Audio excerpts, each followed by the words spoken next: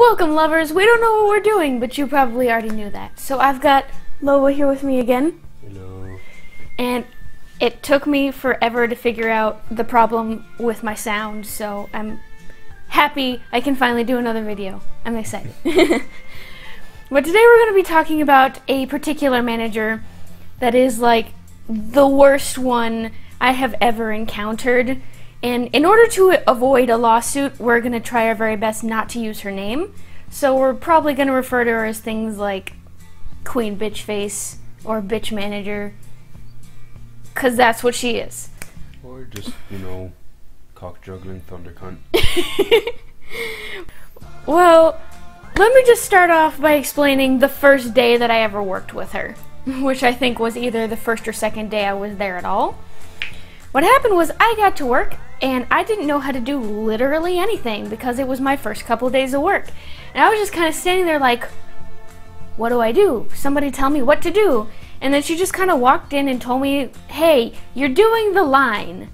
Which, in fast food terms is, you're the one who's making all the food for either the drive-thru or people who are staying in. And I was just like, I don't know how to do that. And then, like, an order came up on the screen, and I started freaking out because I didn't know what to do or what went into it because it was like, I mean, it was like a pound with, like, the meat and the beans and the rice and all that stuff. And I was just kind of like, what do I do? And then when she came back, like, after a while, because I'd been trying to ask other people where she was to figure out how to do it. When she came back, she was just like, why isn't this done? Why are you working on this? And I was like, I don't know how. You're supposed to teach me, but you're not. That was like one of my first encounters with her. It was not fun. But she has this habit of, like, it doesn't matter if you're a new person or a transfer or you've been there for God knows how long. She will treat you, one, like you're an idiot, two, like you aren't good at your job regardless of how well you do it, and three, that you should for some reason be doing your job perfectly anyway. Because, like, people would come in and it would be their first freaking day and she'd be like, okay, both of you, you're new, you're going on the drive-thru, and then she would leave. Like, she would be like, oh yeah, you just do this and this without actually explaining it and then just leave them alone. She would come back and just start yelling at them about the times being high when she didn't even tell them what to do. And there are so many people that left that store. I know at least 20 people who left just because of her. Like, a lot of people who were only there for a couple days to, like, maybe 2 weeks who just couldn't stand her, reasonably speaking, and people who were there for a decent amount of time, like me, or Chris, or Steven, or Garrick, or Lobo, or Kenny, or more people still, who just got so tired of her shit.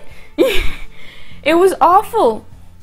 Like, by the time I was, like, getting ready to head out of that place, I had been the main drive-thru person for afternoon for, like, a long time. Almost a year. Almost a year. And it was, like, a decision amongst everyone else who worked there. All of my coworkers, my other managers, the people who didn't really work there anymore but saw me working in there, all of them would, on a daily basis, be like, hey, you are the best at drive-thru. Which, personally, I was flattered, but it wasn't untrue either because I could go in and be like, okay, that needs to be done, that needs to be done, that needs to be done. Like, I would see everything and then get to work and get it done fast, and I could multitask because I'd been doing it so long. So, like, I'd be taking order and making salsas and then getting people the drinks and all that stuff in, like, a timely manner. And I was always, like, kind to the customers. I never yelled at them or anything. And just freaking bitch manager, anytime that I would work with her, would go out of her way to point out any little tiny thing that she thought was wrong, even if it wasn't wrong. Like, she would purposefully try to make me feel like I didn't know how to do my job, like I was bad at it. And it was awful. I hated it so much. Like, oh my gosh, there's this one day towards the end of when I was there, like really towards the end, when I was getting, like, I had just gotten there and they had put me in the front to start that day because they didn't have anyone up there at the time. And so I started doing things, and she felt the need to pull me aside and be like, okay, today you have to do everything right. Today you have to make sure you're precise. Today you have to do everything on time. And she kept emphasizing the today. Yeah. And it, like, the way she, like, continued on with this miniature lecture thing she was doing was basically making it seem like I don't do my job every other day that I'm there, which at the time was pretty much every day. And it was so insulting. And it was infuriating because I had already had such an awful day that I just did not want to deal with it. And it got to the point that I had to, like, walk away from her because I don't cry in public places. I won't do it. I have a couple times, like, when I was younger, but I don't do that anymore. Like, ever. And she was, like, upsetting me to the point where I felt like I was going to start crying, so I went to walk away to calm down. And she freaking follows me and starts getting up in my face. It's like, what's wrong? Why are you upset? And I was like, can you just not? Can you leave me alone? And then I start getting to the point where I'm like, you know what? I don't care if I get fired today. I'm so upset. So I started yelling at her, essentially, where I was like, you always treat me like crap. You treat us all like crap. You're making me feel like I don't know how to do my job. Like, yelling at her and, like, half sobbing at the same time. And the first thing she says to me is, well, I'm never gonna change. I was so mad. I was so mad. And after that, one of the other managers at the time came up, and who I actually liked, and he was wonderful, and he was trying to calm me down and be like, don't let her get to you. And I'm like, I usually don't, but I was already in such an awful place that day. And, like, it got to the point where one of the other managers had to tell me, you know what, go take a 30-minute break and calm down, and then come back for work after that. Because it was so stupid.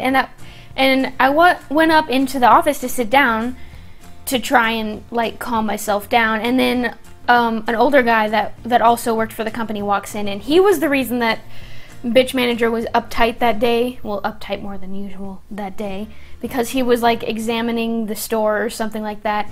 And he walked in and saw that I was upset and was like, hey, what's wrong?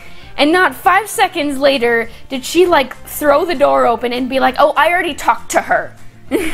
Like, in a rude-ass tone of voice. And I was just so mad that I just kind of stormed out of the back of the building and sat out there until my break was over. It was awful. And that's just, like, the tippy top of the iceberg of all the shitty things she's done as a manager there. That's not even getting into the fact that she shouldn't be a manager for reasons considering store rules. Mm-hmm. It just... Okay, you talk. I'm getting mad. You talk. I'm so mad right now. You're getting there? I thought you were there about 5 minutes ago. Your turn.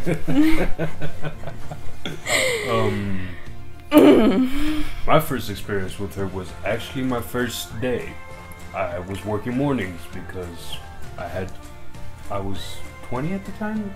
Yeah, I think you were 20. Yeah, I was 20, so I just worked mornings. I started out by doing drive-through, then she tried to make me a cashier, then she tried to make me a cook, then back to line. She had me doing everything. And when it comes to jobs, I'm kind of a yes man, just because... Kind of? You're a yes man when it comes to work. It's only because I feel like the more things I know how to do, the more likely I am to get called in, and I'm that kind of person that if I could sleep in the parking lot for like an hour, I would work for about... I know. Yeah. I know. You got mad at me for that one time. Yes, I did. It's bad for you! Help! No one's coming to help you. My first experience with her was a Sunday, which was my first day. In the morning. Sunday mornings are so busy. Yeah, the churchgoers all come on, get like sometimes up to 10 boxes, which I don't even think we're supposed to sell. I think the limit we're supposed to sell is about 5. You can, but they're supposed to call it in first, and they're supposed to come in the front instead of the drive-through. Yeah. So Sunday morning, I get there, I see the line of cars wrapped around the building, and I'm like, well, this is my luck. This is my first day. Okay. I'm here early. I'm gonna smoke my cigarette and then get ready for the bullshit that is about to happen. Yeah. When I get there, and this... trying to not be too vulgar. This hag fucking just puts me on drive-through line as my first day. Oh no. And she teaches me how to make a bean and cheese taco. The simplest taco there is to make. Yeah. And a quesadilla. That's it. You're on your own. Have fun. And I'm just like, I'm rushing to try to do everything. I don't think they had this when you first started, but after a while they upgraded the monitors to where it said everything that was supposed to go on the... No, that was there. That was there? Yeah. Oh. It just took you a while to notice it.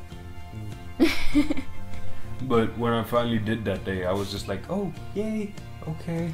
And I'm being slow because I'm having to look here, there. I got everything. I got everything. Okay, send it out. That's the thing though, is the company's policy is accuracy is more important than speed. Because if somebody's order gets messed up, they're just gonna come back and complain anyway. And then we lose money because that usually ends in refunds, free food.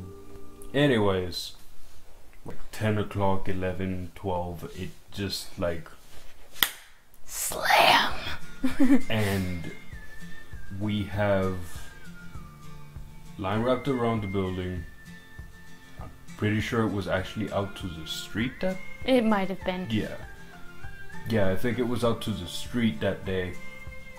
And I'm sitting here like, I'm not gonna get this done fast enough for people to be happy.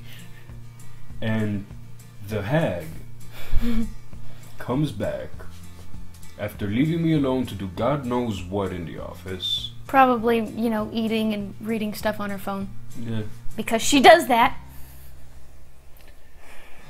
And she comes back, and I'm here struggling, and she's like, why are you struggling? This is easy, you should know this. What time is it? It's like 12. I've been on the job for 3 hours. That is my work experience here. Why are you yelling at me?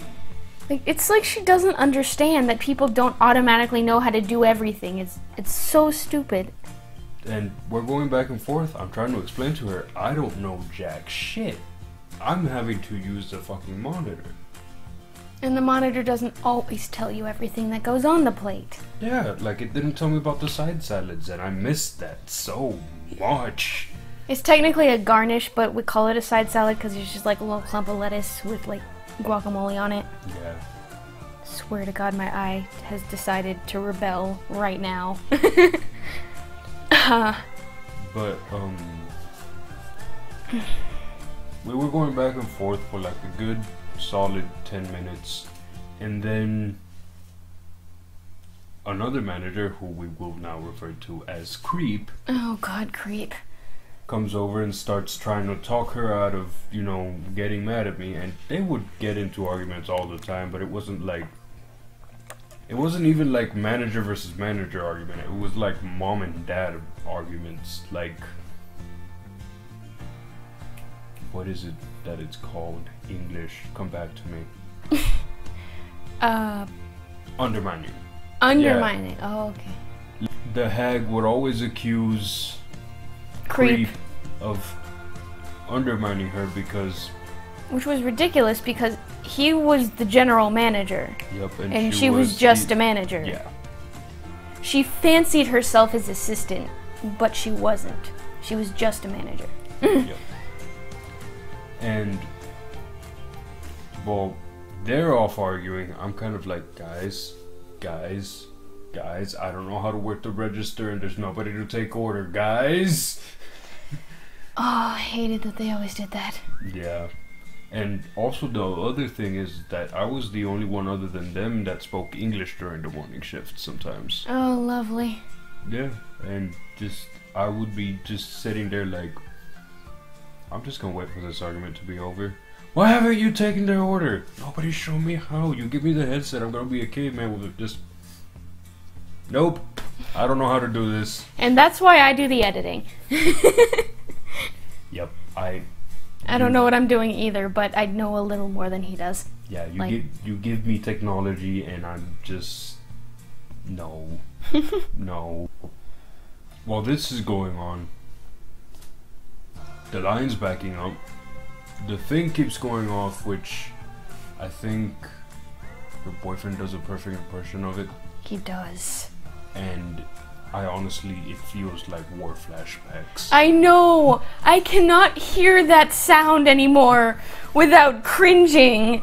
Like, if I'll go to visit our friends that are still there, I'll hear that sound out from out in the front from the drive-thru, and I'll just go, no.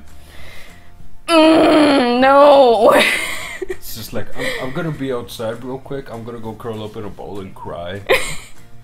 I hate that sound. Okay, continue.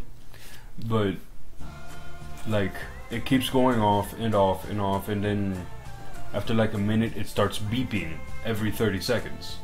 After about 2 minutes, because it's timed for how long the people are actually in the drive-thru. Mm-hmm. So if it's more than the allotted amount of time you're supposed to have, it'll start beeping at you to let you know the company is mad at you, essentially.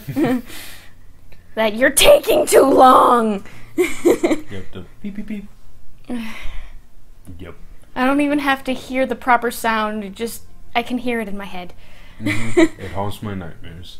But that keeps going off, and it's going off even more because I'm trying to get help with, orders. What comes in a dozen box? It literally just says dozen box on the screen. It doesn't tell you how many of which kind of taco. I don't know. And I'm trying to get their attention, but every time I do, it's like, again, mom and dad just, no. This is an A and B conversation. Just no. And just,